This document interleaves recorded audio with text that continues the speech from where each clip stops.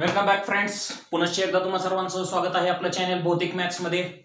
आणि आज जो आपण पॉइंट जो काय बघणार आहे, जो काय एक स्मॉल सेक्शन बघणार आहे, तो म्हणजे sound produced by loud speaker. हा आपल्या चॅप्टर मधला सर्वात शेवटचा पॉइंट असणार आहे. इथं आपला टॉपिक एंड होत आहे. यानंतर आपण पुढचा टॉपिक म्हणजे रिफ्लेक्शन ऑफ लाईट हा पाहणार आहोत. पण तो पॉइंट पाहिजे अगोदर किंवा तो चॅप्टर चालू करायच्या अगोदर हा जो काय पॉइंट आहे तो आपल्याला संपवणं गरजेचं आहे. याच्या अगोदरचा जो काय पॉइंट होता आपले सम बेसिक पॉइंट्स, तो पॉइंट तुम्हाला क्लिअर झाला असेल आणि तुम्हाला तो समजला असेल अशा मी आशा करतो. आणि आपल्या पुढच्या पॉइंटला आपण सुरुवात करूया. या पॉइंटमध्ये आपण इलेक्ट्रिकल एनर्जीचं कन्व्हर्जन किंवा इलेक्ट्रिक एनर्जीचा यूज करून साऊंड कसा प्रोड्यूस केला जातो हे आपण याच्यामध्ये पाहणार आहोत. ही जी काही इथं एक इंटरनल डायग्राम दाखवलेली आहे तुम्हाला एक लाऊडस्पीकरच्या आतमध्ये जनरली इंटरनल त्याचं स्ट्रक्चर कसं असतं हे याच्यामध्ये आपण दाखवलेलं आहे. तुम्ही सर्वांनी लाऊडस्पीकर बघितलेला आहे, ते कशा प्रकारे असतो, काय असतो. त्याला एक डायफ्रागम असतो आतमध्ये, डायफ्रागम म्हणतात किंवा स्क्रीन म्हणतात. आतल्या साईडला त्याला एक मॅग्नेट असतं जे की परमनंट मॅग्नेट असतं. आतल्या साईडला वरती ब्लॅक कलरचं एक शीट असतो, त्याला स्क्रीन असं म्हणलं जातं. आणि ते पाठीमागच्या साईडला इंटरनली वायर्स थ्रू आतमध्ये कनेक्ट असतं. मायक्रोफोन कडनं येणारा जो काय आवाज आहे तो मायक्रोफोन मधनं येणारा सिग्नल्स असतात इलेक्ट्रिकल कनेक्शन थ्रू. त्या इलेक्ट्रिकल सिग्नलचं कन्व्हर्जन ते साऊंड मध्ये करतं. तर तेच आपण बघणार आहोत. नेमकं त्याचं इंटरनल स्ट्रक्चर कसं आहे, ते कशा प्रकारे वर्क करतं आणि त्याचे नेमकं वर्किंग कसं आहे ते आज आपण या व्हिडिओमध्ये बघणार आहोत. तर इथं तुम्हाला जी काय डायग्राम दिसत आहे ती कशाचे इंटरनल स्ट्रक्चर ऑफ लाऊडस्पीकर आहे.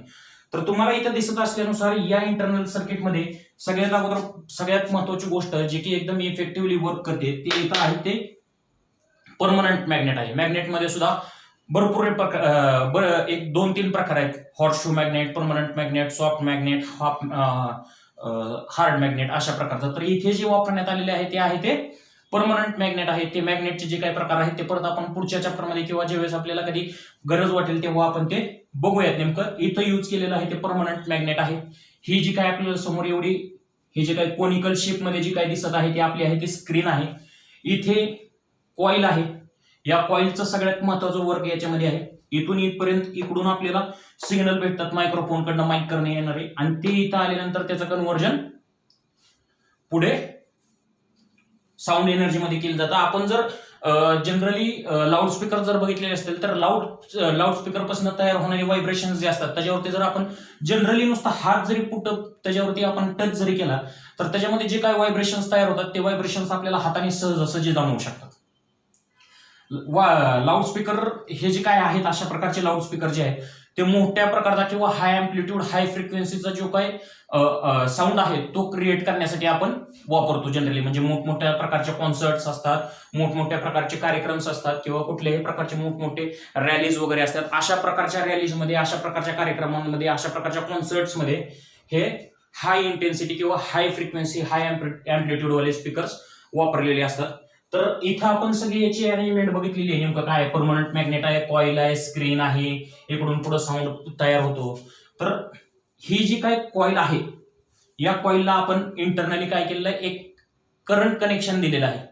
लाऊडस्पीकर काय जनरली नुसता इकडून मायक्रोफोन मधून आलेले सिग्नल घेतून असं नाही, त्याला करंट लागतो. हा करंट जेव्हा इथं सप्लाय होतो त्या सप्लाय झालेल्या करंटमुळे म्हणजे एका दुसरा पार्टिकल जेव्हा स्टेशनरी असतो, हा जो काय पार्टिकल आहे या पार्टिकलला त्याची काय असते मॅग्नेटिक फील्ड असते. आणि जेव्हा तो पार्टिकल काय होतो मूव्ह होतो किंवा ऍक्सेलरेट होतो तेव्हा तो काय करतो इलेक्ट्रिक फील्ड स्वतःची जनरेट करतो आणि इथं इलेक्ट्रोमॅग्नेटिक फील्ड तयार होते. त्यानुसारच इथं ज्यावेळेस इलेक्ट्रिक करंट इथं आपण त्याला किंवा करंट जो काय इथे सप्लाय करतो त्या करंटमुळे इथे मॅग्नेटिक फील्ड जनरेट होते. आणि त्या मॅग्नेटिक फील्डमुळे काय होतं, ही जी कॉईल आहे ते बॅक फ्रो म्हणजे to and fro motion create करते. मग इथं जी काय मधली स्क्रीन आहे या स्क्रीन मध्ये जे काय व्हायब्रेशन पार्टिकल्स असतात ते पार्टिकल सुद्धा टू अँड फ्रो सातत्याने वर्किंग करतात किंवा ते पण त्यानुसार व्हायब्रेशन्स करतात. आणि त्याच्यातनं आपल्याला जो काय इलेक्ट्रिकल सिग्नलचा जे काय कन्व्हर्जन होतं ते साऊंड मध्ये होतं. आपण ट्युनिंग फोर्क मध्ये पाहिलेलं होतं की जेव्हा आपण तो ट्युनिंग फोर्क घेतो त्याचे जे काय प्रॉन्ग्स ते साईडचे यू शेप मधले जे असं, हा तुमचा ट्युनिंग फोर्क होता. तर जेव्हा हे प्रॉन्ग्स जे आहेत हे आपण एका रबर कॉर्क वरती जेव्हा हिट करतो, हिट केल्यानंतर त्याच्यातनं एक जो काय साऊंड क्रिएट होतो, तो साऊंड कशामुळे क्रिएट होतो, हे जे काय प्रॉन्ग्स असतात ते continuously back and fourth motions करतात. ते किती करतात आपण बघितलेलं होतं. आपण 512 फ्रिक्वेन्सीचा ट्युनिंग फोर्क यूज केलेला होता. मग 512 फ्रिक्वेन्सीचा आपण ट्युनिंग फोर्क यूज केलेला होता. म्हणजेच काय, तर हा ट्युनिंग फोर्क एका सेकंदाला 512 व्हायब्रेशन परफॉर्म करतो. त्यामुळे हे जी 512 ही फ्रिक्वेन्सी आपण म्हणलेलं होतं. फ्रिक्वेन्सीची डेफिनेशन किंवा फ्रिक्वेन्सी म्हणजे जनरली काय आहे की number of cycle per unit second.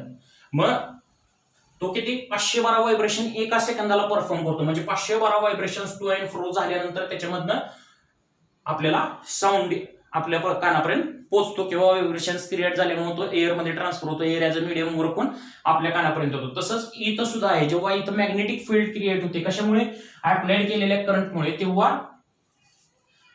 ती मॅग्नेटिक ही कॉइल काय करते, to and fro motion perform करते. आणि to and fro motion perform केल्यामुळे इथले जे काय एअर मधले जे काय पार्टिकल्स आहेत ते सुद्धा to and fro motion perform करतात. त्यानुसार ही स्क्रीन जी काय आहे ती स्क्रीन सुद्धा काय करते, टू अँड फ्रो म्हणजेच कशी पुढे पाठीमागे पुढे पाठीमागे पुढे पाठीमागे अशा प्रकारचे मोशन करते. आणि त्यामुळे इथले एअर पार्टिकल सुद्धा काय होतात, ते पण एक प्रकारचे to and fro motion perform करतात. आणि इथून असा हा साऊंड आपल्या सर्वांच्या कानापर्यंत, म्हणजे जे काय आपण साऊंड इंटेन्सिटी मगाशी म्हणलेलं होतं, sound power per unit area जे काय म्हणलेलं होतं, तर हा साऊंड जो काही इथून तयार झालेला आहे हा साऊंड आपल्या कानापर्यंत असा पोहोचतो. ही जी काय डायग्राम ड्रॉ केली आहे याच्यावरून आपण साऊंड इंटेन्सिटी जी काय आहे ती साऊंड इंटेन्सिटी सुद्धा आपण इथं म्हणू शकतो की sound power per unit area. ही sound power per unit area जी काय ती आपली इथे ऍक्ट होते. आणि त्यानुसार आपल्यापर्यंत हाय अँप्लिट्यूड आणि हाय फ्रिक्वेन्सी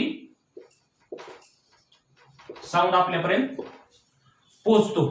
तर जनरली हे जे काही साऊंड आहेत याची फ्रिक्वेन्सी किंवा साऊंडचा जो काय ऑडिएबल फ्रिक्वेन्सी रेंज आहे ती किती आहे, साऊंडची फ्रिक्वेन्सी 100 डेसिबल जर डीबी जर साऊंड असेल आपल्यापर्यंत येणारा साऊंडचा व्हॉल्यूम म्हणा किंवा त्याचा जो काय आवाज आहे तो 100 डेसिबल पर्यंत जर असेल तर हा 100 डेसिबल जो काही आवाज आहे तो आपल्या बॉडीसाठी खूप म्हणजे खूप घातक आहे.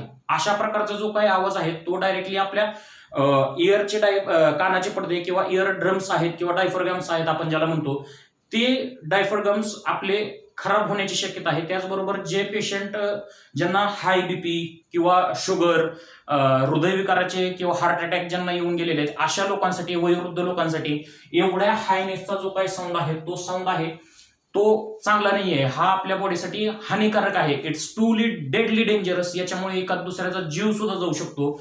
त्यामुळे एवढ्या हाय इंटेन्सिटीचा साऊंड किंवा हाय व्हॉल्यूमचा साऊंड ऐकणं हे खूप रिस्की आहे. आपण कानात हेडफोन्स सुद्धा यूज करतो, तर ते हेडफोन्स यूज करताना सुद्धा तिथे एक वॉर्निंग येते की जर तुम्ही हाय व्हॉल्यूमवरती जर कंटिन्युअस गाणे ऐकत असाल तर तुम्हाला बहिरेपणा येण्याची शक्यता जास्त आहे. त्यामुळे शक्यतो करून हाय इंटेन्सिटी साऊंड ऐकणं किंवा मोबाईलमध्ये हेडफोन्स लावून जास्त मोठ्या आवाजावरती गाणे ऐकणं हे आपल्या कानांसाठी खूप म्हणजे खूप जास्त प्रमाणात हानिकारक आहे. त्यामुळे आपली ऐकण्याची पॉवर सुद्धा कमी होऊ शकते. त्यामुळे आपण एवढ्या हाय इंटेन्सिटीचे साऊंड शक्यतो करून ऐकणं टाळलं पाहिजे किंवा अशा गोष्टींवरती बॅन यायला पाहिजे. किंवा जर तुम्हाला ह्या गोष्टी ऐकायच्याच असतील किंवा याचा जर तुम्हाला आनंद घ्यायचा असेल तर याला एक काहीतरी लिमिट दिलं गेलं पाहिजे की एवढ्या डेसिबल पर्यंत जर आवाज असेल तरच तुम्ही ही गोष्ट वापरू शकता, अन्यथा ही वापरण्यात येणार नाही.